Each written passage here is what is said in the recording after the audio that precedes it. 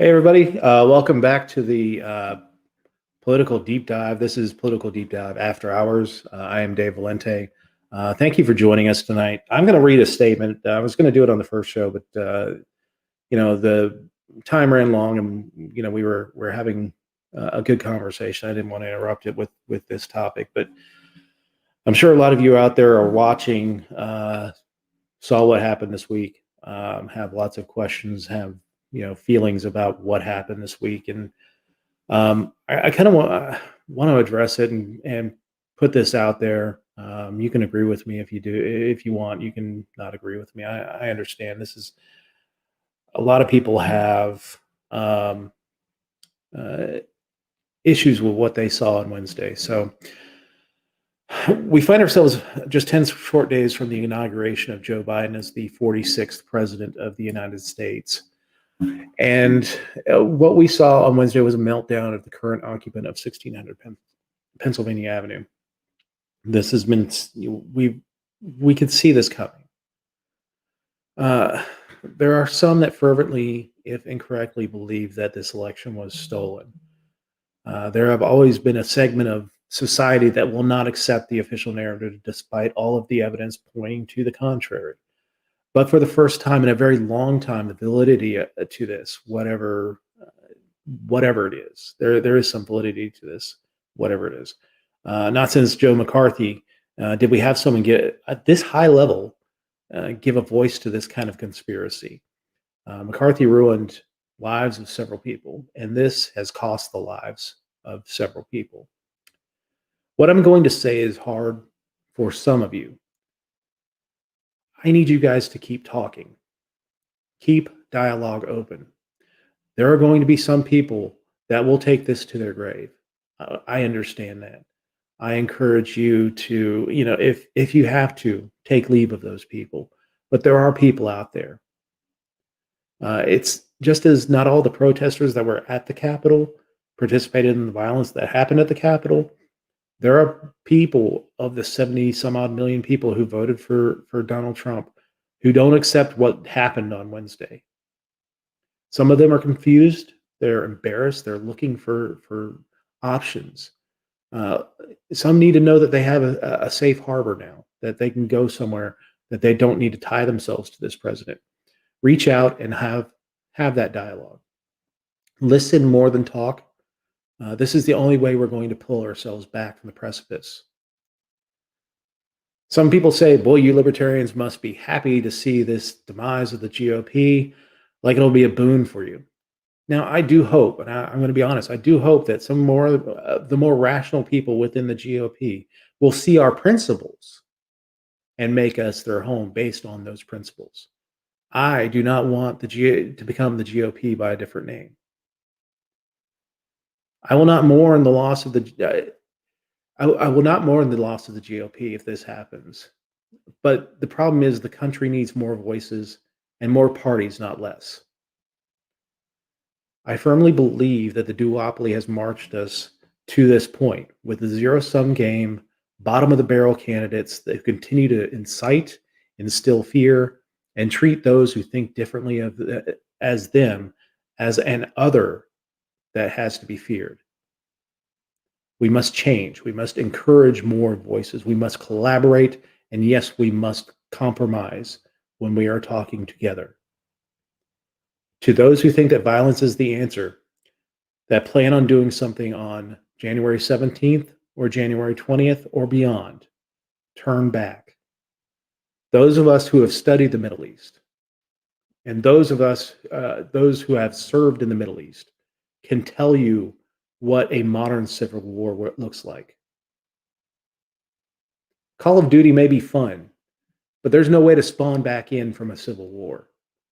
And that family that is going to be the collateral damage of that civil war, they can't spawn back in either. What this will do, this will not be an American Revolution. What this will do is turn this country into a unstable place for decades. This is not an American Revolution. This will end America as we know it. Turn back, calm down, examine what is in your mind that makes you think this is a good idea, and examine for whom you're working towards enriching and empowering, and if that's a good idea. So that's my statement. Let me bring on who of the crew that we got here. We got Tyler Smith, the SAS Master General. Tyler, how you doing this evening, man? Doing well, David. How are you? I am doing well. And joining us for the second hour, Dr. Holly Jordan. Hello. And I'm using Dr. using Dr. very pointedly because of the controversy that happened last month regarding Dr. Jill Biden, where academic doctorates are not doctors. And MDs are the only doctors. MDs are the only doctors. Oh, of course. No, I'm fully aware of the fact that, if you're dying on an airplane, I'm only going to be able to talk you through the existential crisis you're having, not actually. But yeah, I have to say I had a colleague at work that day that during a big staff meeting that was like, can we just take the time to congratulate Holly on actually being a doctor and give her credit for that, because apparently people don't do that in the real world. I was grateful, but yeah, like I find it refreshing and endearing that President-elect Biden lists not only his wife's doctor first when it's Dr. and Mr. Biden on like their sign at their house. Like he's incredibly proud of her. And she was the first working second lady that we've ever had. And she'll be the first actively working first lady that we've ever had, because she's going to continue teaching. She's announced. Yeah. So yeah, thank you for using my title. I have $100,000 worth of student loan debt to back it up. I assume I don't look at that number anymore. It's too scary. My last payment is actually due the month before I turn 65. Like I turn in my last payment and I get my medical, like my Medicare and my Social Security the next month. Well, there you go. Yeah. So thank you for having me. I appreciate it, Dave. And it's good to meet you, Tyler. So yeah, Tyler's from Arizona. Holly, of course, is in the nation's capital, hotbed of activity this week and next week as well, and last week, as we've seen. It's been a fun month. Let's just say it has been a fun month. Well, fun is a relative term, but yeah. So, did you think it was going to happen like that?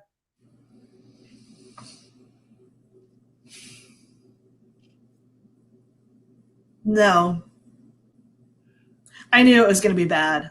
We all known it was going to be bad, but I don't think I'll ever get the image of a Confederate flag waving in the Capitol on the same day the first black man, the first Jewish man were voted as senators from Georgia. Like it was bad no matter what. I'm not saying it's only bad because of the election, but like that didn't happen during the Civil War. Yeah. It happened like just the timing of it. And I feel so bad for them, Senator Warnock and Senator Ossoff, like they earned that day. They and their teams and everybody on the ground in Georgia that made that happen. And we immediately forgot about it. Merrick Garland got announced that same day, right? And and I remember that night being like, was that today?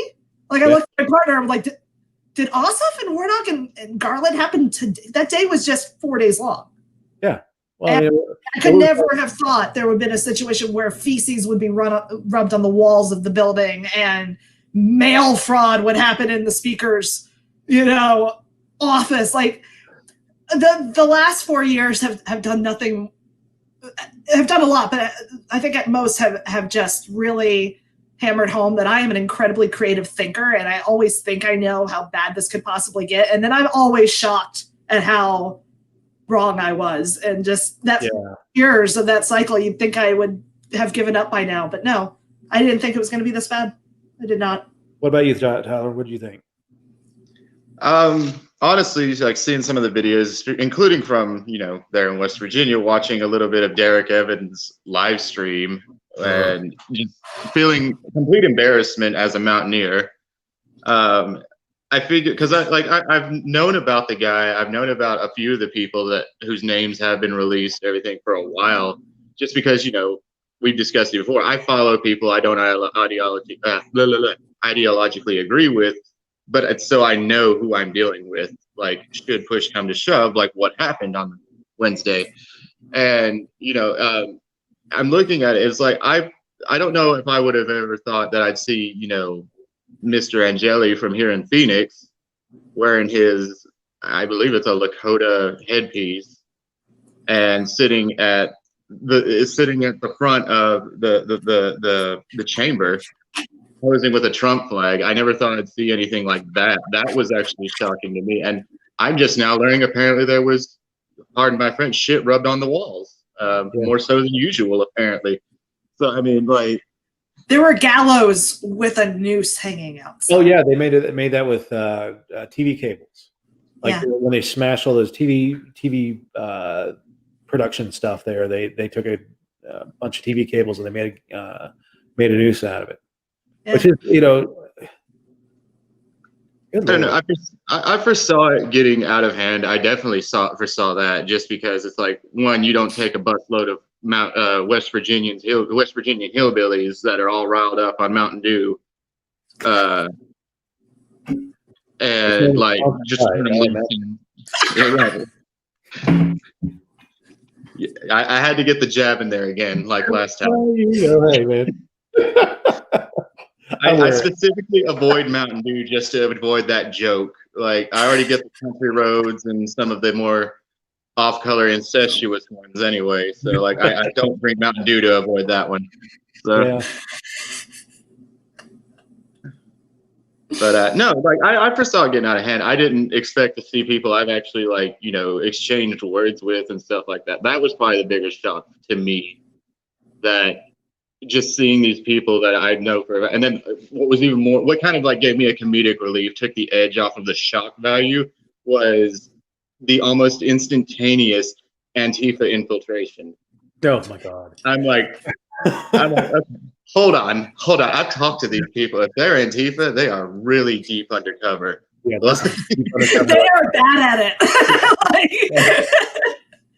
And I don't know how many of my friends brought this up, but there's the irony of the fact that they were undergoing a vote, and it was during the protest on the Arizona count, right? Like, they were literally in the middle of arguing the position that those protesters wanted, and not protesters, I mean like violent mob, the point that they wanted. They interrupted their own protest vote. Like, just I mean, it wouldn't have passed anyway, but they obviously not. They absolutely scuttled any chance that anybody would have, may have been on the fence, maybe on it. There were people backing off of their positions because of what happened. Sometimes we manufacture the cudgel with which we are beaten, and they got beaten with that one. So, for me, I noticed, there were bus riders that came from West Virginia. There was one that actually had West Virginia, Ohio, and Kentucky people that came. That's the one that Derek Evans was on. The whole army of coming down from Pennsylvania, picking up people in the Eastern Panhandle. There's specific people who went on the MARC train into DC, or met at Shady Grove Station and trained in it. One of the interesting stories that I just saw come out of it last night was that the Jefferson County schools here in the Eastern Panhandle, so that's Charlestown, Shepherdstown area, got information on teachers that went to the rally and have called them in for a meeting with termination possible. They've been informed of that, and I'll be interested to see what happens with that. I would assume that they would only terminate those that actually went in the Capitol. I don't think just appearing at the protest, because to me, when you can say that everyone there was wrong, like that, you're wrong in your position on what happened with this election. I don't have a problem with that. I do have a problem if you say, well, you were a terrorist because you were standing in the mall. That I don't agree with. Political protest is fine. Protest is beautiful, but when people, oh, hey, Noah's here. Let me pop him into the stream. Hey, Noah, how you doing? What's going on, guys? From North Carolina with love. What's going on, man? Chair of the Porters Caucus. Yeah.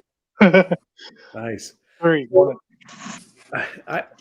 we're talking about the protest. My differentiation between the people that stood out there on the mall and the dumbasses that ransacked Congress. I don't think firing those people that were just standing on the mall protesting is appropriate or a good idea. I think it's a First Amendment case that will not end well for the Jefferson County school system. But those people who went in there, those are the people that do deserve to lose their jobs and suffer the consequences for their actions. And I do get a good amount of satisfaction in seeing guys like Derek Evans getting marched out of their house with the iron bracelets, and this Angeli guy and the guy that had the lectern from the speaker's office. Although I thought the picture was kind of funny, like, wow, like you're smiling, you're holding a podium that you're stealing from. Like, where do you think you're going to take this thing? Well, that's the thing. They, as of like a couple hours ago, they still haven't found it. Oh my goodness. Yeah, where's somebody hashtag trending on Twitter right now? Somebody put it on eBay. I don't know if that was the actual thing, but oh my goodness. That's got to be a wonderful talking point in somebody's house. He's like, you won't believe what I have right now. Y'all ain't gonna believe this shit. No. I would do all of my Facebook lives from that behind that podium. I don't know if that would be a good idea, man. You would probably. I don't know. Did you guys happen to see that apparently somebody stole all of AOC's shoes? No. Oh my rude. She was posting on Twitter earlier about it. She's like, amongst all the other stuff, and then she just comes up like, I was not expecting the rhetoric to take this turn. She goes, and on top of it all, somebody, a 5'4" gentleman, stole all of my shoes, and I am not happy about it. I'm like, it was definitely Ben Shapiro. Definitely Ben Shapiro, probably. Who's the short little pervert that did that? Ben Shapiro is sitting on the Daily Wire show right now. Theoretically, if it's true, I did not steal AOC shoes. Oh, I didn't do it, but all I'm saying is I understand. Like, oh my goodness. Oh, Ben Shapiro. But no, honestly, I was like, with the whole, like, not to like focus in on one part of the mob, but like I was talking to somebody today, and eventually like made like a little bit of a talking point post about it. Like, the thing is, with everything that happened with people from Kentucky, Tennessee, West Virginia, Virginia, and all the people that hopped on those buses and went in, all these Appalachians, how quick did you forget your history? Yeah, we're all about protest. Yes, we're all about some insurrection, but it was because we were raised, if government wants to act like a spoiled brat and gets too big for its britches, we give it a swat on the ass and send it back to where it was supposed to go. We don't try to fight for another despot or demagogue. We tell the despot or demagogue, get it fixed, or we'll fix it for you. For God's sake, West Virginia, we have history of popping a sheriff on the courthouse steps when he got out of line. Like, it's those types of things. Like, like, I don't understand a lot of the rationale that some of these politically active and otherwise activists from that area, how they think they're upholding any type of heritage, when in all honesty, our ancestors in that state would probably look at us and be like, what the hell are y'all doing? Like, that's the same thing with me. Whenever I see a Confederate flag in West Virginia, I'm like, there's a reason why this is a state. Yes, I grew up in Mineral and Hampshire County, and my grandmother's family has been in Mineral County forever, and Kaiser specifically. And like every time I go home, I used to drive through Romney, West Virginia, which was like the only thing about Romney that's ever in any history book is that it changed sides over 50 times during the war. And like literally people had to go up front and look up at the top of the main city hall to find out who was in charge that day. Like that is Romney's claim to fame. And I was always so shocked that Mitt Romney never did like an event there when he was running for president. Like, you know, it was so obviously built in for him, and home would have loved it. But yeah, when I see those Confederate flags the whole way home, I'm like, y'all, like just basic civics. Do you know why we exist as a state? Like just basic, like, because if you don't, we need to have a conversation. God. What was it? Parkersburg, January 1st, 1861. We rejected the notion, not that we didn't like, because like, you know, if you look at the culture of, you know, the Mountaineer state, like, yeah, there are probably people now that probably would have been like, oh, you know, we do sympathize with the South a little bit, but we all know it. Like, let's not like ignore the elephant in the room with that. But at the same time, even when they did it, they made that abundantly clear. While we see what the South is wanting to do, while our brethren in Virginia and everything like that, we do not foresee it actually helping the United States in any type of future if we choose to split the Union. Like they acknowledged that, yeah, they were like, yeah, we'll stick with the Union, but we hate you guys. Like that was kind of like the whole deal with us staying a state. Like, so I guess like, you know, seeing the Confederate flags, it is a little bit off-putting because it's like, you guys realize like, you know, but I guess those would be the people that were like, hey, include that clause that we're not happy about it. We didn't want to fight the plantation owners' war. I mean, that was, you know, there's that big divide between West Virginia and Virginia. That mountains we have here in West Virginia. You don't have the big plantations like they had in old Virginia, and there's no reason for us to lay our lives on the line to even though we did, we're a battleground for the Civil War. But to fight to preserve the rich plantation owners in Georgia and Virginia and North Carolina.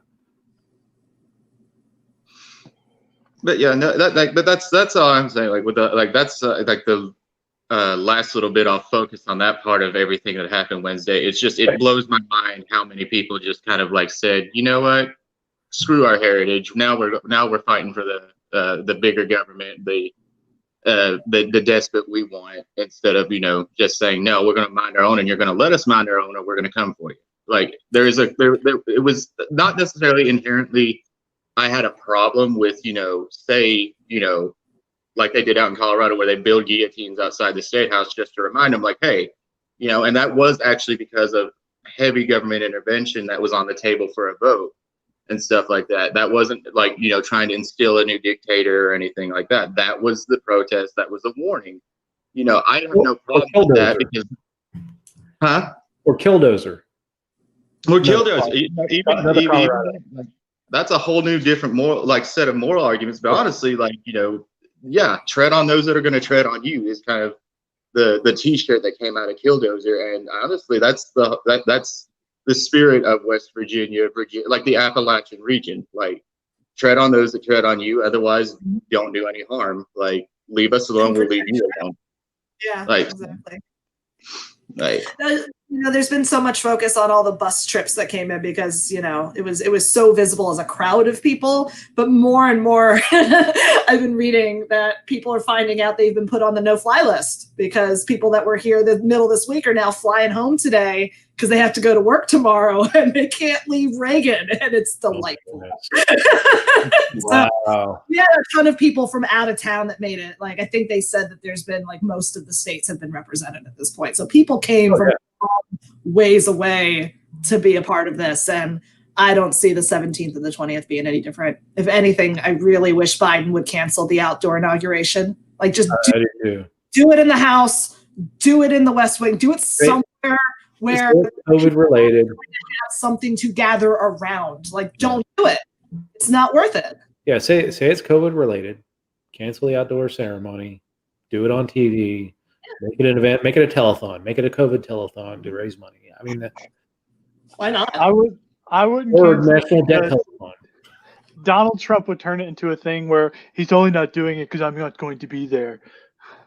Well, at this point, Cool. once the 20th happens, I don't think anyone's going to care what Donald Trump thinks. I mean, he's going to have his supporters that will always listen to what he says. But when it comes to like Biden, unless he does something criminal, they're just going to be like, he doesn't matter. He doesn't matter.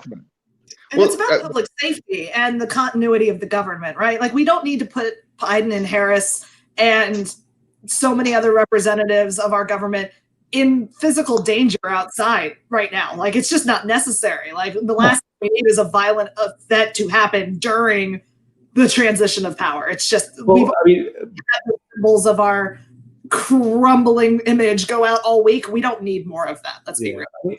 But look at what happened. These guys did come in on buses, and if you saw the pictures, because they all post these pictures of them coming in on buses. There was no one wearing masks. There was no one wearing masks on the metro. And even if I was the most paranoid about mask wearing, I think I would wear on DC Metro, just because who knows when the last time those things have been cleaned. Right. So yeah, I would.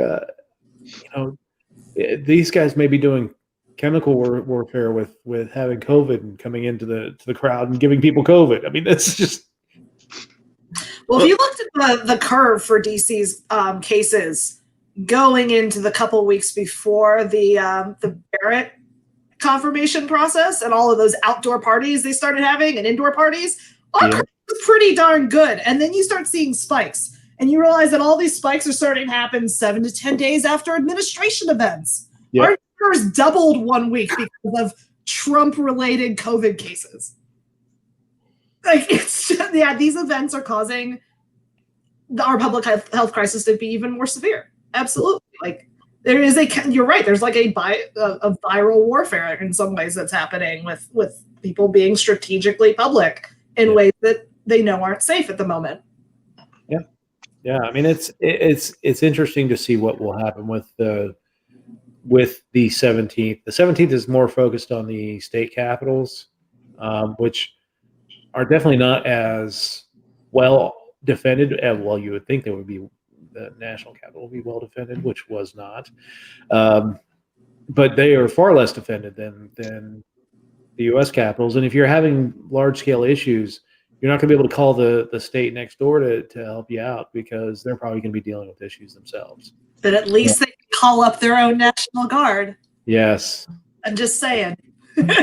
Exactly. But yeah, this is going to be interesting. The 17th, the 20th. Yeah, I'm with you. Cancel the outdoor. There's no good reason. I mean, even just the accuracy of saying, you know what, it's COVID. Why are we having this big outdoor rally? Have a curfew on the streets, and just get it done. Swear them in, and just move on. Let's get past this. And then at the moment that Biden is sworn in, I would love to see charges of incitement brought on Trump, but just drop right there. A little bit too heavy on the government advocacy for my tastes, but I understand. I know, but he incited violence. That to me is for sure. But I guess that's why, people have been asking me my opinion on it and stuff like that, in our circles, and I'm just like, let the morons bloody each other's noses. Like, I don't have a dog in this fight. Like, there's that meme floating around, like with the one guy that stands there with his hands on a hip and just this dejected look on his face, and it's like when the Civil War's starting, but you don't like either of the teams. Like, that's where I'm at right now. Yeah, I mean, I get you.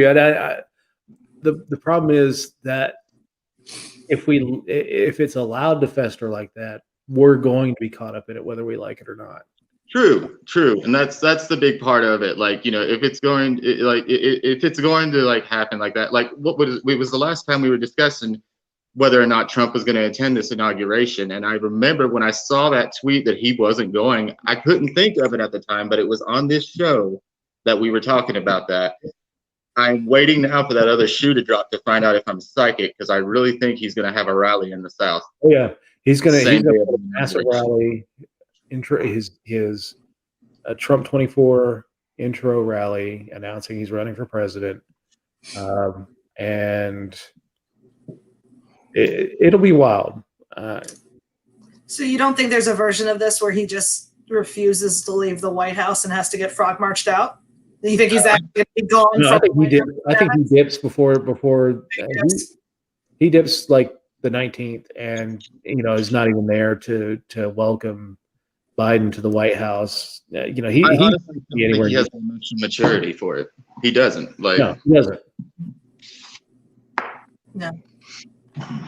Now, realistically, what's that? Like, if I could see him get pushed out the front door with his suitcases, and one of them pops open, and all of AOC's shoes come flying.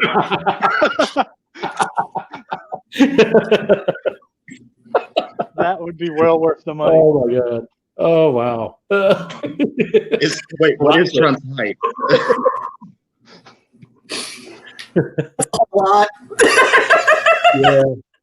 It couldn't have been Trump. She said it was a white guy. He's orange. Yeah, that's I don't. I don't think if somebody brought that to Netflix that they would buy that and put that out as a TV show. That's too far beyond the pale. But it would be fantastic. I would love to see that. Like I honestly, like I do think there's going to be a counter rally. Like I think all of us know that deep down that's probably what's going to happen, and maybe that's what he's going to do. Dave has announced his 24 run. I don't know. I foresee it being somewhere like Texas or maybe even Tennessee, because he's got Marsha Blackburn over there that's like hardcore, like, oh yeah, give me more orange juice on the face, daddy. Sorry, that was uncouth, but yeah, like that it's going to be one of these places where he's got these senators that are like all about it, like all about like, backing him up on his stuff. It won't be Kentucky because he doesn't like Mitch. It's not going to be Indiana because he turned on Pence. Like, hey, it's going to be one of these places. You know who it is? You know who's going to help him out? But can follow the guidelines. Old Jim Justice. You think so? Nah, he won't. He's moved on. But Virginia, I haven't been home or following home in long enough that this is probably a really ignorant question, but where's Manchin going to be in the middle of all this? Manchin is the most powerful senator in D.C. right now. No, I'm aware. That's why I'm asking. So Manchin got the Energy Committee, so he gets to manage coal and natural gas. Regarding the end of the Trump administration specifically, though. Oh no, he's been on, and he's I saw a little this morning. Yeah, he's condemned what's happened. I mean, even Alex Mooney, the congressman here in the Eastern Panhandle and all the way out to Charleston, thanks gerrymandering, he was putting in resolutions about the election being stolen. These resolutions into Congress that were going nowhere. Really kissing Trump's ass, and to see him, backpedal now, and we didn't know this was going to happen, and it's like, really, dude, you guys have been peddling this for 8 weeks now, and you're surprised that people are so pissed off, and then they get told to go down to the Capitol and have a show of force and trial by combat. I mean, you don't think these people, at least some people, are going to, out of a crowd that large, are going to be like, yeah, let's do this. It was like watching The Great Dictator, like the old movie, like just the farcical nature of that entire day of Giuliani's little ramp up conversation and yeah, Trump's, and there's just been too many people. The guy from Alabama that spoke so fun. No, the one that replaced Jeff Sessions. Oh, well, no, Mo. It's not Mo. Something. Anyways, I mean, just like all of those speeches felt like badly written satire. Like, and that's what it's felt like for so long. Like, the satire became real, and then it became almost like post-real, where it's just like this is so farcical. Yeah. How can this be real? And that's just that drop that I had on Wednesday. You know, hearing the helicopters going overhead and hearing all the ambos and fire and police going down 14th Street outside my apartment, like it just didn't feel real. And it's not the last time it's going to feel like that. Yeah, the parody inversion point is like very real right now. Like that was the big thing. Like I didn't know anything about it until I went to work that night. Because I work from 3:30 to 2 a.m. every day. And I was sitting there and somebody was coming in talking about it, like, you know, everything. I thought like they had been watching like The Designated Survivor or something like that. I'm like, okay. And I so I'm sitting there and then all of a sudden, like, I'm like, what's going on Facebook today? And I like opened it and I'm like, whoa. Okay. And I like, I know that guy. Why Q sent you, huh? All the way to DC from the Arrowhead Mall? Yeah. I'm just wondering here, like, you know, but that's the thing, like, it's funny, just like that when I realized it was happening, I that's all I said, and I said it aloud, like even the woman I work with sitting next to me, she looked over and said, "What'd you say?" I was like, "Parody inversion point, this thing that's going on in DC today." And I love her to death. She is a Navajo woman. She straight up looked at me and said, "Your country's issues don't bother me anymore." Oh my goodness. I was like, I like you. We're going to be best friends. Meanwhile, on our side of things, I think that it's going to be really hard to argue against DC statehood at this point for a lot of people in this town because of this whole issue with us not being able to call up our own guard for 90 minutes. Yeah. For somebody else, like, you know, DC statehood has a lot of pros and cons with it, but like pushing off that conversation is going to be far more difficult now at the national level.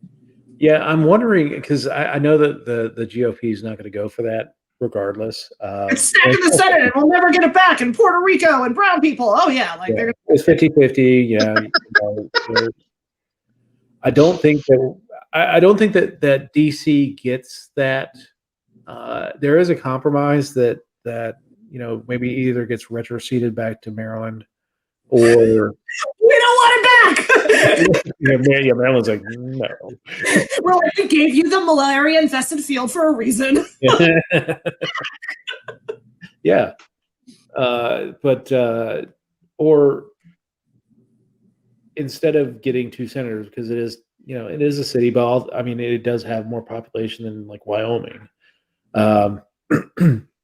That it gets, that member of Congress actually becomes a full voting member of Congress, and then they're able to over our guard. Just give us that, like that'd be control over the guard. Yeah, exactly. That's the city of DC was never envisioned to be what it has become. It wasn't even supposed to be a residential area. Things have changed since we didn't come in as a state, and that conversation, what this looks like, especially with the territories as well. We still have American Samoa and Guam and Puerto Rico with these interesting questions of their representation. Like the conversation's got a little fire behind it now, if nothing else. Yeah. I mean, honestly, I would not mind seeing any of the territories actually have voting members in the House. Full membership in the House. When you get a statehood, then you get 2 senators. But if you're allowed to die for your country, you should be allowed to vote for people that have control over the budget that supports that. Yeah, it would expand electoral votes to all of those territories so that they would have a say in the national election. That to me that as a territory you should be able to vote for your leader, the national leader. They still have tremendous amount of sway over you. So I don't see a reason why we shouldn't have those people have full members of Congress and have electoral votes to count in the election. I've got friends in Guam and Puerto Rico that all the time they talk about how they wish they could just they want to be part of the United States. My first question is always why. Have you watched us lately? Did you catch up on the season yet? Have you seen season 2020 yet? Like, are you sure? Like, Have you watched the final season of America yet? Our designated survivor right now is Rick Perry. It's pretty grim. I mean, come on, guys.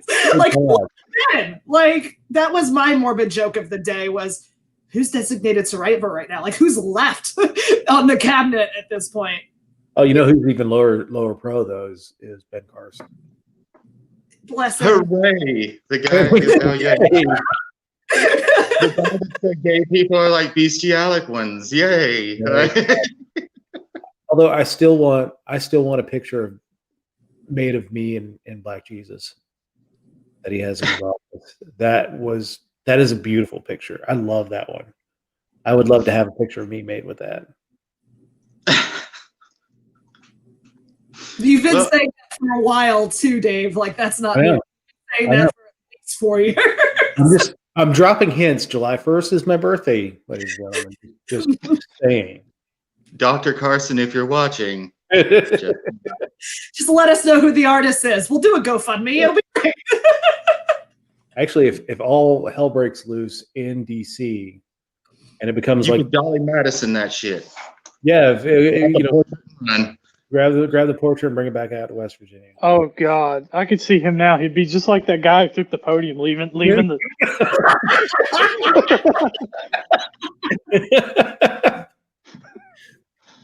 Not to kill the mood, but in other news, Arizona is now #1, not in the country, but in the world for COVID cases. We have barricaded ourselves in place. Like even like at my workplace, we have to wear gloves and masks and pretty much do like a decon thing before entering and leaving the building and everything. So, wow. Yeah, that's been fun. I think at most we were getting there for a couple of days, 10,000 new cases a day. Yeah, it's been a blast down here, you know, and other events. Yeah, I mean, again, this is all occurring with COVID in the background, like, and COVID spiking amazingly high in the background, and our inability to get the vaccine out in a reasonable manner. I will say that the one thing that Justice has done well is actually marshal resources to get the vaccine out. I would like to see more access for, because really their focus right now is just the medical professionals and the over 85, and they do still have stock that's just sitting there right now. Getting it out to the people is key. Finding those people that really want to take it and get on with their lives, perhaps is not a bad idea. Maybe limit it to people who actually have like life-threatening conditions or comorbidities that are exacerbated with COVID. But right now, the study they're doing before they initially launch it in March here in Arizona, they're doing essential workers that have to go out and about and be in public and everything and interact with other people. And that's what I did. Like last time, I actually have my in-person doctor's appointment the 17th to go over my medical profile and everything, and then if I decide to get the first dose of the vaccine, I've heard every type of criticism I could possibly hear from coworkers, all the way to Facebook, to family that are like, are you sure you want that? Like, and again, I've even heard the excuse, oh, they're going to put a microchip in you. One, I've had the vaccine in the military where they prick you 30 times in the arm, like rapidly. If I've got one, that was either that, but even then, we're all on a microchip right now, or carry one in our pocket. I'm really, if they want to find me, they've already got more than enough that they need to find me. So let's calm down with that, Q-tard. Like, yeah. All right, again, we got some comments, so we'll roll through this. Still not having much luck with StreamYard displaying comments, but Yannick Lewis says spray Lysol all over the White House before Biden and team move in. That is very. You probably want to squeegee it down to get the orange dust off of it too, but Yeah, you'd want to do a deep clean even without a COVID environment. COVID has nothing to do with it. That would be a great ad for the Lysol Corporation. Like, let's be real. Yeah. Exactly. Just big Lysol doing more to keep the U.S. safe than any president ever has. New fresh orange scent too. Like, moving away from that lemon. Yeah. Oh my God. Yeah, and Yannick also says, but a few people don't trust the vaccine, which is true, and I say those who trust it get it. Yeah, I mean, again, I'm not big on force. If you don't want it, don't get it, but don't expect to be allowed in certain situations if that private company says, hey, you need to have taken the vaccine. Um, and those people that want it can get it and get it done so that they can go resume their lives and do whatever they want to do. Yeah, it's the old adage, it's your body, your choice. And it always upsets me, especially in our circles where people are like, you're not a libertarian if you get it or something like that. It's like, it's my body, it's my choice. If I want to get it to make sure that my fiance stays safe with all of his plethora of medical conditions that make him subject to the worst outcome possible with COVID, then I'm allowed to make that decision and not feel guilty about it. You can shut the hell up. Like, that's where I'm at with it. It's like, I'm not going to try and make you go get it. If you want to sit there and get hooked up to a ventilator, maybe you're asymptomatic, got lucky. I don't know. If you want to gamble with that, that's fine. I have people I care about. I am starting to discover why I'm like, what I discussed before the show with my cane and everything like that, that I might have issues where it will kill me if I get it. Like, and like I have to sit there and consider all that, and it has to go beyond the thing of like the president passes me notes. Like, it has to go beyond that. It has to actually start affecting our lives somehow, whether you think it's a hoax or not. Our lives are changing day by day. More civil liberties are getting stripped day by day. You have to sit there and start considering at this point, not all science is a conspiracy. And not everything that you do out of compassion for other people is socialism. It's not anything like that. It's called thinking and using your own fucking brain. Like, and that's, as we saw Wednesday, is something that a lot of people have forgotten how to do. So, like, preach. No, exactly, man. That's been the hard thing is you're trying to. This is a very difficult issue for us to manage because it does deal with civil liberties. My point with this has always been consistent. I'm not going to force people to participate in things that could enhance their risk to getting COVID. I'm not going to force people to participate in getting vaccines if they do not want to. I want the free market to say, you know what, if you don't get the vaccine or you do get the vaccine, if I want to go to a hockey game later this season and they say, well, you had to have gotten the vaccine. All right, that's cool. That's their choice. I don't. And if they say, you know what, this guy who doesn't have a vaccine can't go to the game, I'm okay with that because that's their choice. That's their right to make that decision as a private organization. So there's another segue we've got on events for the week. What's that? Oh, yeah. NHL hockey. No, Trump trying to find out what his MySpace password is. Oh my goodness. But anyway, yeah, we got hockey starting this week. I'm happy. This is my favorite time of the year. Matt asked me if I was going to wear my jersey for this podcast recording just because of hockey season starting and our relationship with hockey. I was like, maybe the next one. Pull that. What jersey do you have? Do you have a Caps jersey? You got a Ducks jersey? Ducks. Oh. There's a Caps jersey in the closet that I share with my partner, and I've chosen to ignore it. Yeah, I've got all kinds of jerseys, but they're actually in storage right now. I need to go get them. But yeah, so started a new podcast yesterday talking about hockey. We'll be going on every Saturday night. So very excited about that. Got to wear my new Buffalo Royal blue jersey last night. So I was very happy with that. Do you still have the hat? I do have the hat. I'm not sure exactly where it's at. It's around here somewhere though. I've seen it since I moved in. Good. God, you've had that at least a decade, I think. You've had that forever. Yeah. Yes. I've got one that's brown that has the white horns, and I've got the blue one with The blue one. The blue one is awesome. I love that one. Blue one's best. All right.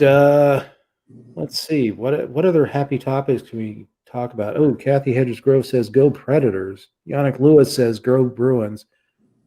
Bruins can go somewhere. As a Sabres fan, it's Great, not a you good just place lost to the be. viewer. Yeah, but Yannick went to Northeastern. It's not his fault. Yeah. I mean, he needs something. You know, the Patriots had a rough year this year. Don't make me get up and get my signed puck. What's that? Don't make me stand up and get my signed puck. Who's your signed puck from? Yeah. Sebastian Aho. Oh, Carolina Hurricanes. Nice. Talk about a solid team. Yeah, they are a very solid team. I got them going to the semifinals this year. So winning the Central Division. I think I'm the only non-hockey fan here. Uh-oh. Well, need to go to a game. I mean, there's you'll be like one of three people in the crowd, even without COVID. Be like one of three people in the crowd in Arizona. So Woohoo! it'll be properly social distance there. I'm so stupid for wanting to survive this. I know, but no, my podcast partner for the hockey show is actually a big Arizona fan. Although he's actually from I'm drawing a blank. He's in West Virginia, but it's interesting to have a two-person podcast of hockey fans in West Virginia. So I didn't even know that was a thing. I've always been under the impression that West Virginia was too poor to have its own team. Actually, of any tour. it does or did have a team, the Wheeling Nailers. Oh, I learned something new today. Everybody's like, why are a lot of West Virginia fans like Carolina Panther or Pittsburgh Steelers fans? I was like, we're too poor to afford our own. We have to- We can't even finish card RH. I mean, come on. Yeah, that's true. Yeah. Jeez. Core age. what about the Buckeyes? And then we have to look at them like, excuse you? If you ever watched the movie Slapshot, it was set in Charleston. Really? Yes. I don't remember that. It's the Charleston Chiefs. Yeah. I'll have to remember. It was fitting because it was late 70s, grimy town with all the local businesses shutting down because coal and all that stuff was the steel industry was shutting down. So it is loosely referenced on the Johnstown team in Pennsylvania, but it was the Charleston Chiefs. We used to Carolina Inferno games in high school because they were like $10, and yeah, the Inferno were just so fun because like nobody went in Columbia at all, so you pretty much had like an entire section to yourself. But when you're in school with your best friends, it's just glorious. So that's my first. Carolina is the best. Live hockey is the best sport to go to out of all the sports because it is such constant action. And there's always a chance that somebody's going to get freight trained and have their DNA altered. It's to me, my first game I went to was in Mexico in Albuquerque at Tingley Coliseum, this old barn. Well, it was decrepit back in late 80s. I think it still stands. I don't know if they've renovated it or not, but. First game I saw, there was a fight on the ice, and the Zamboni doors bust open. So they start fighting outside the ice, up towards where the Zamboni's at. And all of a sudden, a security guard for the arena starts getting involved in the fight. Starts hitting the dude with like a walkie-talkie. I mean, it was just the whole place went nuts. I mean, it was crazy. Yeah, I always like that joke. It's like, oh man, I went to the fight and a hockey game broke out. Yeah. But yeah, that's about the extent of my knowledge on hockey. Is that old joke? Well, that's not true. Okay, I used to actually, when I was stationed at Seymour Johnson there in Goldsboro, North Carolina, they used to offer us free tickets to Carolina Hurricane games. Oh, wow. And I had friends that used to go, and I always made plans to go, but then I was like, yeah, but there's a club. Yeah. I want to go drinking. Like, yeah, I'm like, and I don't want to pay $17 for a beer, like. That's true. I'd rather just wear an open collared shirt and get my drink for free, like. For context, it was a gay bar, everybody. Like. Yeah, hey, it works. No. So, I would love to go to one though. I really would, like, just for the experience. Like, now that I'm older and apparently slowly going crippled, it might be nice to sit down and watch something for a while. So, how is your foot, man? I mean, arthritis? Yeah, we've narrowed it down to that. And there's a potential stress fracture because there is now some discoloration going on, but no redness. It's more like a dark purple, everything. So it's probably a stress fracture because I'm on my feet all the time at work. So yeah, I work with stuff that is in upwards of 10,000 pounds that we have to adjust on cranes based on counterweights and stuff like that. So there's a high probability I dinged it, and maybe it's just a stress fracture. But I called my mother this morning back there in Princeton, and I was like talking to her, and she was like, "We just thought you were the lucky kid. All your siblings have it." I'm like, well, cool, good to know. Like, so yeah, definitely get it taken care of. If it is a stress fracture, because it can get a whole lot worse. So we've been dealing with that. Yeah. So it was just weird. Friday night, I got home from work. It was sore, and I was like, I work 50 to 60 hours a week at that one job alone. So it's like I got home and I sat down and had a beer. I played my little computer game, which is Age of Empires 3, because I'm a 90s kid and that's what I like. yeah. I was playing that, and then I went to stand up, and next thing I know, it was like timber, and I slammed down onto the floor at 4:30 in the morning. I'm like, wow. I was in such a state of shock. I didn't realize how much pain I was in. I crawled to the bedroom. I was like, I can't walk. Oh, damn. But like now it's like a constant sharp pain. Like, I mean, I'm sitting here, I'm fine. As the moment I go to stand up though, it's like, I've done it a couple of times on the podcast here. Like, you'll see me kind of like lunge forward because it's like my leg's giving out again. I have to like catch myself on the desk. So yeah, I don't know. We'll figure it out. Luckily, it's one of those sporadic conditions. Like, I can go for weeks at a time and not notice that there's anything wrong. Yeah. And then a couple of days out of a 6-month period, it's like my legs are like, we don't feel like walking anymore. So screw this. When I had a bunion start to form, that was always fun because I'd be sitting in a meeting with like my boss, and and all of a sudden it feels like some little gnome is down below your chair with a ice pick and a hammer and just slamming it right into the joint of your big toe, and you're fine. You're speaking to yours like. I mean, when I saw the condition first written out, actually, you talking about that made me think of this. I don't know why. I saw the word written out, fasciitis, and I was like, what is plantar fascist? Hey, do I have to draw like a little... I'm Antifa. Get the hell out of here. Right, like, do I have to like draw a little Hitler face on my big toenail and just lecture it about tolerance? Like, what happens here? Oh, wow. I was joking with a friend of mine earlier, actually, on one of the campaigns I'm working on for Dave Jones out in Tennessee. He's running for chair out there, for their party. And I was talking to one of my, colleagues on that campaign, and she was like, "Do you have an urge to speak Italian or German?" I was like, "I already speak both of those." Oh God, it was latent. Like,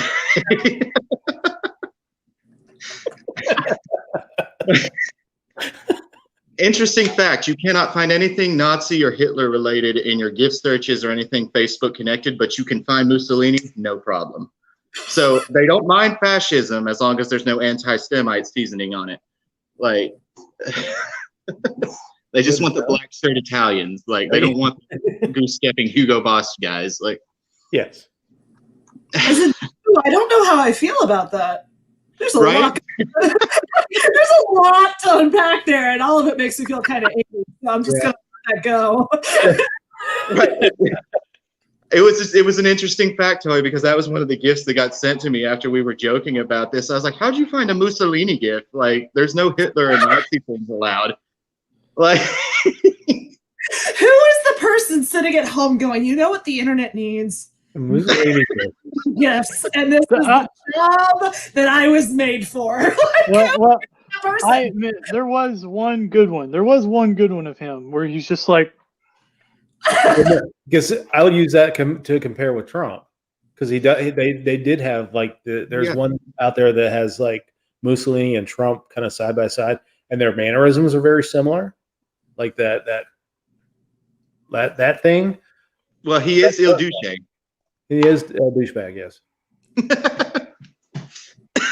Good old man. Excuse me. Good old Mango Mussolini. Cheeto in Chief was always one of my favorites early on. No, Der Gruppenführer. Oh, that was yours, yeah. If he starts forming a partnership with Hugo Boss, we all need to start paying attention. Oh my God. Yeah, little known. Suits that fit that poorly. I'm sorry. They would never be a Hugo Boss suit that baggy. Would not happen. Maybe who knows? You know, Hitler used Hugo Boss for his soldiers' uniforms, so who knows? Like, maybe the new Space Force uniform mock-ups. Oh my God! Like, where they look like Grand Moff Tonkin or something like that. they look like a combination of Grand Moff Tarkin and just like insert generic SS uniform here. Like, it is just the color scheme, the cut of it. Like, yes, there's only so many ways to cut military uniforms traditionally. Like, I understand it, but like, this is the image we're sending out into the universe. Space Force. Just I'm just mad that they didn't call them cadets. But Right. Well, because that's what they call their officers in training, though. So yeah, I mean, that's true. Yeah. But when they have their own university, like Army and Navy and Air Force, their football team should be called the cadets. Yeah. I remember in like the late 80s getting my first like space books as a kid and learning about, the cosmonauts and all this stuff, because it was 1989, right? And looking at my dad and said, I want to be a cosmonaut when I grow up. And this is my father, career enlisted Navy in 1989. And he's like, no. I'm like, yes, I do. He's like, no, you want to be an astronaut. And I remember being 4 years old and be like, but cosmonaut sounds cooler. And that was my only justification for it. Yeah. Just the Cold War, no. You will not be a cosmonaut. Shut your mouth, eat some soap. Yes. Closest I ever got to Space Force. The end. to be fair, Russian does sound cooler than English. I'm just saying. Not to mention the mortality rate of the cosmonauts versus the astronauts. Like, it took a lot more chutzpah to sign up to be a cosmonaut back in the day, because they did not care if you died. Did you guys ever hear the recording of the first guy to die on re-entry? He is like cursing out everybody involved in the Russian space program as he's plummeting to Earth. That's how I want to go. Yeah, exactly. If I'm going down and he's like just naming names as he's going down.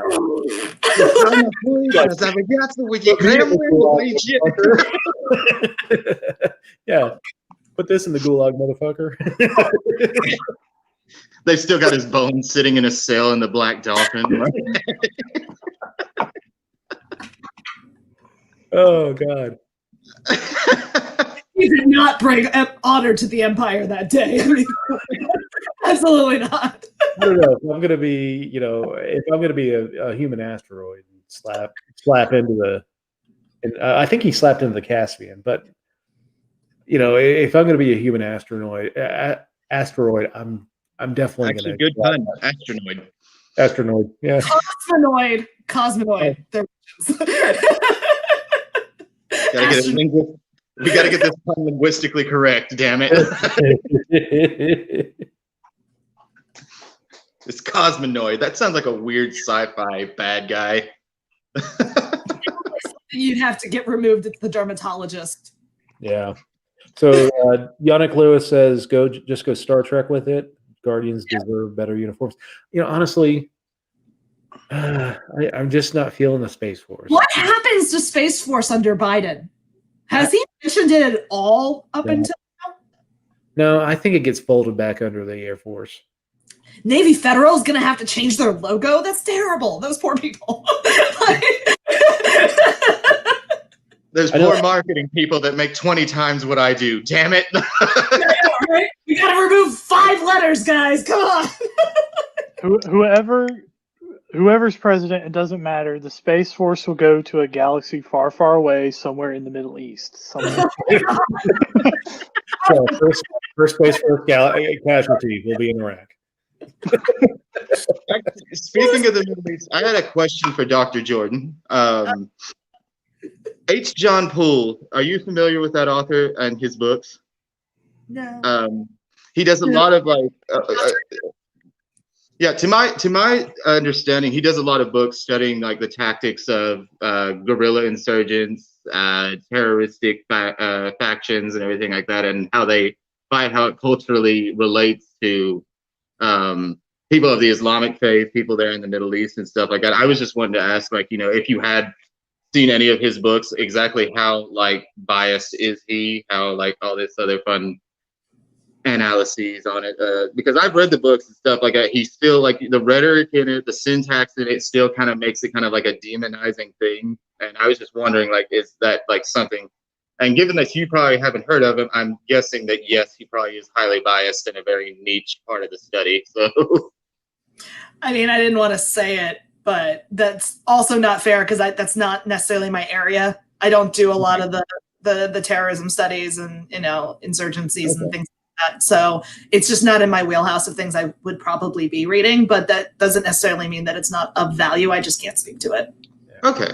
Yeah, that was just the only question I had. Whenever Dave had told me he was bringing you on and everything, I was like, "Oh, I have a good question. How full of shit are these books?" I'm sorry for not being able to answer you more fully. Oh, you're fine. You're fine. I figured out what you miss 100% of the shots you don't take. So no is what you have, and a yes is what you can get. No, I understand. You might as well ask because you already don't know if you don't ask. So no, totally get it. So one of the things that I wanted to talk about on the broadcast is Iran. I'm gonna next week we're gonna do Black Lives Matter, but this the week after we're gonna do a deep dive on Iran, U.S. relations with Iran and that historical context. When we were talking about diplomatic recognition of Israel, there was a story that came out. I want to say sometime in December.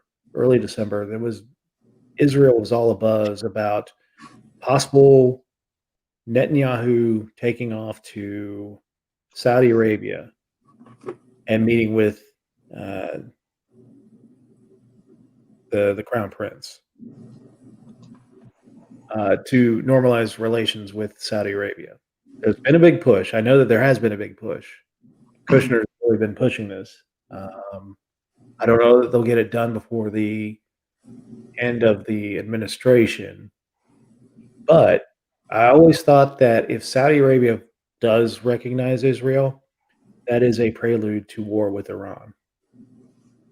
It's also the end of the Palestinian support in the league, I think, too, because whether Saudi Arabia has actually meant it or not, I mean, they were the founders of the Arab Peace Initiative. They were the ones that were trying to make an answer from within the region. And even though that's not really been a push of theirs for a long time, I can't speak to the Iran side of things nearly as much as you probably want me to, Dave, because it's just not what I do. But I would say that, well, I don't know what I would say because I completely lost it because I've been talking for 2 straight hours. But where was mean, my thinking is that, you know, a war with Iran. I can't really speak to it. I don't see what the benefit is to either side, honestly, other than, you know, Netanyahu doing his typical cycle of show a massive show of force to show how secure you are right before an election. I mean, that's a cycle he does yeah, every single time. So, given his political instability over the last, how many elections? 3 elections in the last year and a half? yeah, exactly.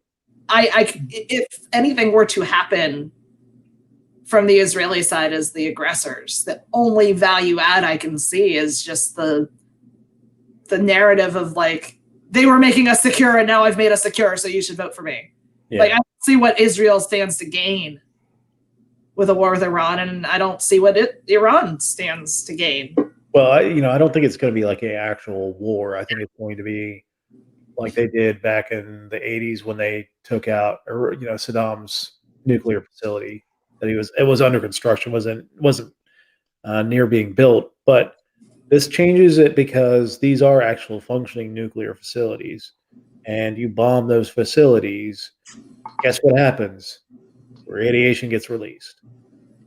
And look to the north, south, east, and west. Or basically to the north and the east of Iran. You're talking about Russia. You're talking about China, and now they're having nuclear clouds, radioactive clouds spreading over their country because Iran doesn't have the ability to put out a nuclear fire like that quickly. So you're going to have this issue festering for quite a while, caused by Israel,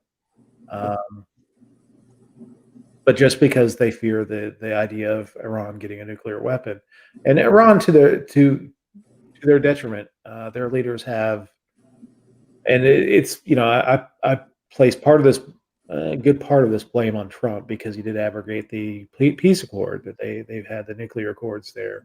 But they did announce that they're going to begin enriching at a higher rate. And then they also did some, belligerent activity within the Gulf there. But yeah, I mean, that whole situation, because Saudi wants to be the dominant hegemon in the region. Iran wants to maintain its role in the region. It could go very bad very quickly.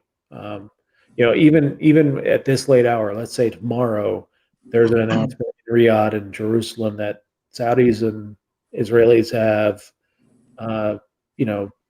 normalized relations. Now Israel actually does have a clear flight plan from Israel all the way to Iran to be able to do this. You have to think about the Jordanian kingdom. I would think the Jordanian kingdom is still a factor. I would think. Not that I'm any type of expert on this. I've just witnessed what it's like when people hate each other over there. But I would think that Jordan would want to step in and kind of be like, hold up a second. I don't know, but that's just my thought on it. Because I know that King Abdullah is very. He is, but he's a westernized type of monarch compared to the rest of the surrounding nations. Yeah, I mean, he'll be a peace broker, but I don't think the Iranians trust him. And he's been so sidelined in the region for the last 4 years. Jordan is a trusted partner through so much of the Bush and Obama administrations. And it's not like anything really bad happened between the U.S. and Jordan, but the last 4 years, Jordan hasn't really been kind of put forward as that leader in the region in the ways that they had been for so long. It's been the Gulf, right? So it's an interesting time that Jordan could reassert itself into the regional conversation, but they also have so much going on themselves with the remnants of the refugee crisis and COVID and everything else that they're dealing with that I don't know. On the one side, Abdullah is going to do whatever it takes to keep the kingdom functioning and safe, but I don't know how big his stake in this fight is right now with all the other things he has going on, as long as it doesn't escalate to the point where it does become a direct threat to the kingdom. Yeah. And it'll be interesting to see, Abdullah kind of brought back into the fore with the Biden administration. But again, they can bypass Jordan. They wouldn't have to worry about Jordanian airspace. They just fly to the, Right. go right over. Be Jordan in Iraq at that point, and Yeah. So I mean that's my entire worry, especially when I saw the news reports. So it's interesting because basically every flight that takes off, you can watch on some of these internet sites that have them tracking flights. But there are some top secret flights do get scrubbed from that, but apparently they didn't do a real good job of it. From Tel Aviv airport, a plane took off and it was scrubbed like really quickly afterwards, and then it was figuring on flight times between the two cities. They tracked it to I think Jeddah, and the plane around the same time landed in Jeddah that was scrubbed and nobody knew anything about. So that was where the whole speculation about perhaps Netanyahu took off from Israel. He was not seen during this period at all. The administration was very mum about where he was or what he was doing at the time. So I'd be interested to see if they actually have met officially, and how close they would be to normalizing relations. You're on mute, Holly. Everybody take a drink. Somebody didn't turn it off. The interesting part about normalization too, right, is none of these states that have normalized relations with Israel hadn't already had economic relations with Israel. Yeah. That's the thing. Like pretty much every Arab state. I mean, maybe not like, I don't know, Mauritania or something, because they seriously still think that they're actively in war against Israel to this day. They've all normalized economic relations. I mean, Oman's been doing it for decades because Oman, we can be friends with everybody kingdom, which, has its pros and cons. But none of this is just rubber stamping what we all know has existed. Yeah. Decades. And that's the saddest part. Like when I speak with like my Palestinian colleagues and friends, like, what do you think about Bahrain? What do you think about Morocco? And they're like, doesn't change anything. It's actually been there this whole time, but it's the narrative of it. It's the symbolism of it, it is a BFD that this is happening right now in the ways that it's happening, but it's not novel, these relationships. It's just a different. No, not at all. Yeah. And it's like finding out the two people crushing on each other finally told each other they liked each other. It's toxic. It's already toxic. It's not going to work out. That's the thing. That's the way, like when Bahrain admitted that it's going to open ties and diplomatic ties with Israel and everything like that. I was just like, that's like the two really awkward kids that are like horrible people in general admitting they liked each other, and we all knew it.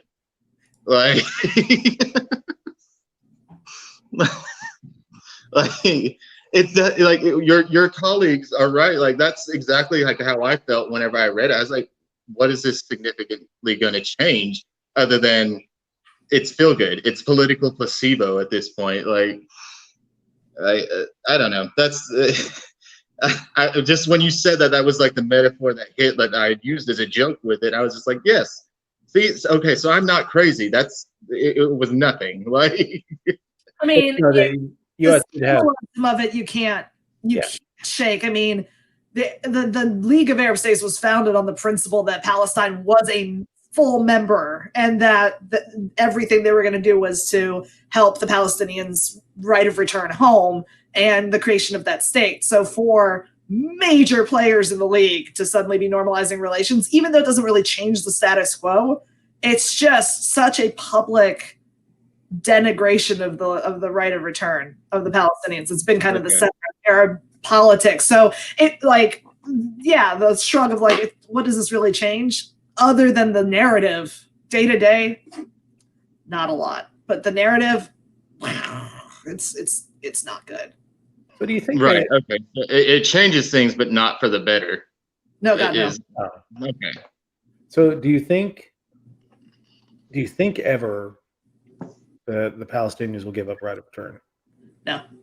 Yeah, that's always going to be the sticking point. I don't know how you undo almost 60 years of what's going on, 70 years of what's going on. If I had an answer for that, I'd be making a lot more money than I'm making. Exactly. Yeah, no. Maybe travel back in time and slap the shit out of Harry S. Truman. I don't know, like The British.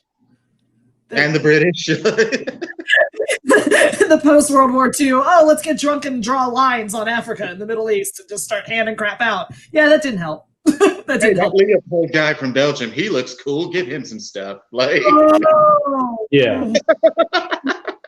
Yeah. So, what else were we going to talk about? Actually, before you get into another topic, I have to bounce. It's getting pretty late for me. Yep. Yeah. I think we can end this here. I need to go to bed. I gotta work in the morning. you just drank a Mountain Dew. You're going to be up for 2 hours. No, I've drank so many of these in my life that this has no effect on me anymore. Oh, damn. The tolerance has been built. Built my tolerance. Are those bottles over your shoulder, David? Yeah. Yes. I was wondering if one of us was going to earn an empty bottle award, but I guess you've demoted us to empty cans. You always win the empty bottle award. I don't want the empty bottle award. I don't want the empty bottle award. I want the Tyler Smith dip bottle award. That's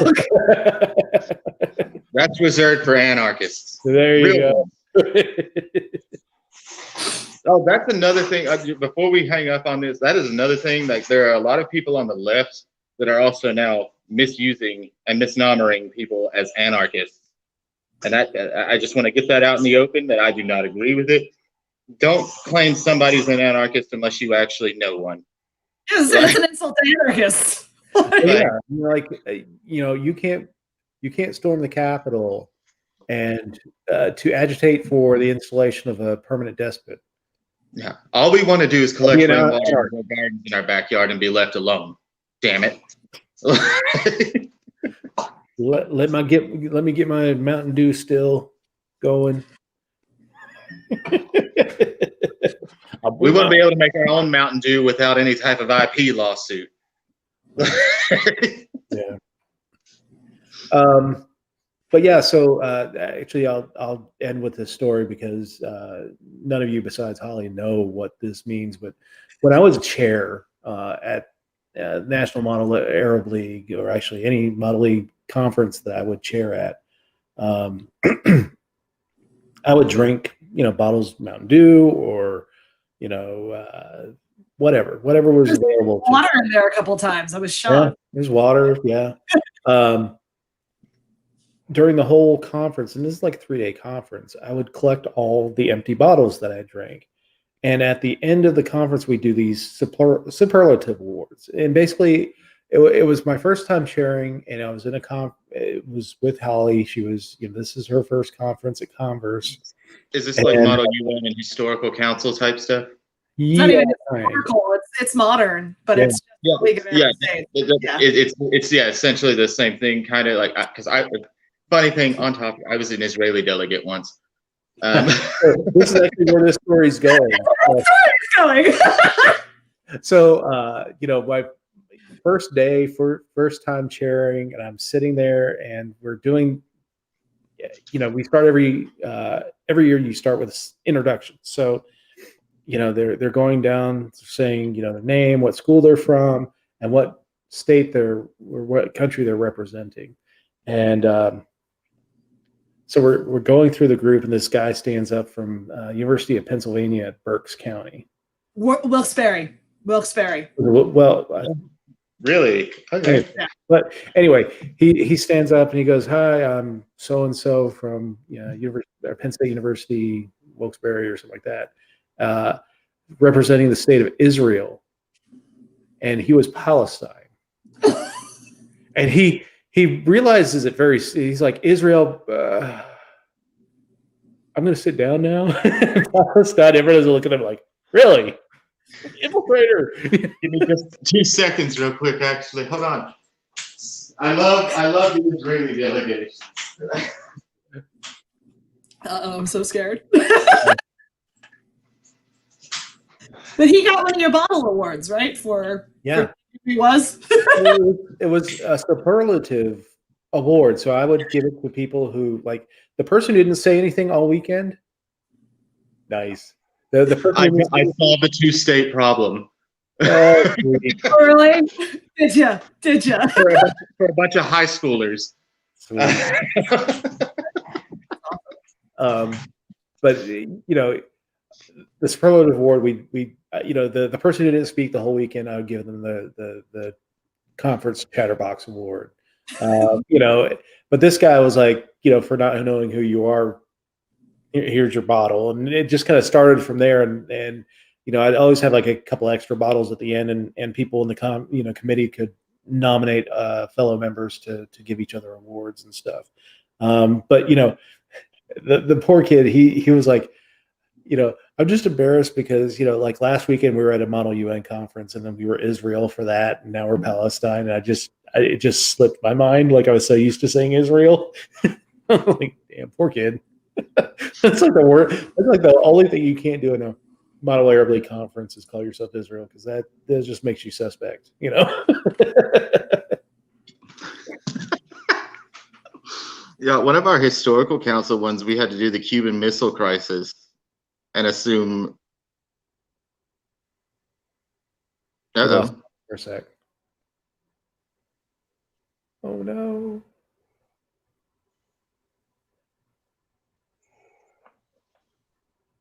Well. Yeah, we had to do the Cuban Missile Crisis, and because like I was the only student that spoke Russian, guess which team I got put on? Like, you're in two places at once, Holly. I'm just. There you go. There it goes. We're doing celebrity square. I got moved. Yeah, we had to do that. I had to like be the Anatoly Dobrinin, the Russian or the Soviet ambassador to Washington D.C. that day, and that we had a guy that showed up. He was supposed to be Robert McNamara, and it was really weird how they would do it. Like we actually got to have like closed meetings and stuff like that. We could kick out the other representatives of like how this situation was going and stuff. And since I technically was in Washington D.C. and not Moscow during all of this, I got to like sit on the American side of things, and like they would sit there and they'd pass notes and stuff like that. I was like, so I had to formally request from the Kremlin, from Moscow on the other side of the room, hey, can we open up espionage tactics, like more aggressive ones? Because they were literally passing notes in front of me, and I was like, I just know what they're gonna do. Like, so my favorite moment was I was on the heads of state committee, and I was Saudi Arabia, which is the best committee to be the heads of state on. You know, best country to be the heads of state on. So our favorite, well, one of our favorite delegations came in late and extremely drunk. yay! Yeah, American University of Cairo would send a delegation every year, and they would take their time out of Egypt to get just completely smashed, all night. So this guy pours in next to me, and he's from AUC, and he's like, I'm Oman. I was like, cool. He goes, I am the Sultan of Oman. I'll do what you say. I was like, cool, man, just stay over there because you reek right now. So he accurately represented Oman. We understand. Yeah, so he that night, I guess, was filmed outside of the Watergate, because we did our conferences at the Watergate Hotel, and he was filmed outside of the Watergate Hotel peeing in a bush and vomiting in a bush. And this is way before smartphones, so like this took effort. Yeah. Well, I mean, it was the security. It was their security. Oh, the security camera? Yeah. Oh my god, I missed this part of the story then, and it was on their security camera, and I guess AUC got some flack for it because they're like most of their delegation was just completely smashed. As counterintuitive as it might seem, if sultans and ambassadors were filmed doing shit like that more often, I'd probably respect them a little more. But that was the conference. So we were doing some resolution, and this is back when Libya is run by Gaddafi, and of course there's a great love-hate relationship between Saudi Arabia and Libya at this point, and They're good. she starts speaking against this resolution, and then she goes, and if this passes, Libya will have to leave the Arab League. And I'm the next speaker, and I stand up, and I almost killed Joe Dunn with this. I said, well, don't let the door hit you or Allah split you. And Joe almost fell out of his chair. The guy that gave us our press briefing was actually judging that round, was sitting behind me. And after the round stopped, he came up to me and he goes, that may not have been the same diplomatic language we would have used, but I appreciate the sentiment.